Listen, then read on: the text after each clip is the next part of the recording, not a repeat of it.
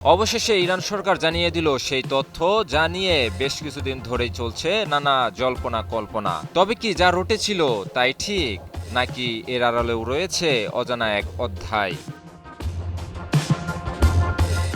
ইরানে তীব্র সরকার বিরোধী বিক্ষোভে নিহতের সংখ্যা প্রকাশ করেছে ইরানের সরকার। সরকারকে নাড়িয়ে দেওয়া সাম্প্রতিক বিক্ষোভে হতাহতের সংখ্যা কত? ইরান সরকার কি প্রকৃত সংখ্যা প্রকাশ করেছে? মানবাধিকার সংস্থাগুলো কি বলছে?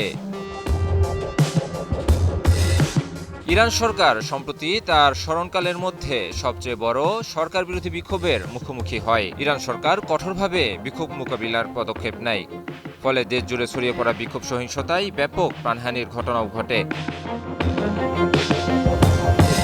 ইতিপূর্বে ইরান সরকার কখনো বিক্ষোভ সহিংসতায় ঘটা প্রাণহানির সংখ্যা প্রকাশ করেনি। তবে সম্প্রতি ইরানে সংঘটিত বিক্ষোভে প্রাণহানির সংখ্যা প্রকাশ করল দেশটির সরকার। ইরানের রাষ্ট্রায়ত্ত টেলিভিশনের প্রতিবেদন অনুযায়ী সাম্প্রতিক দেশব্যাপী বিক্ষোভে নিহতের মোট সংখ্যা ৩,১১৭ জন। দেশটির স্বরাষ্ট্র মন্ত্রণালয় এই তথ্য নিশ্চিত করেছে।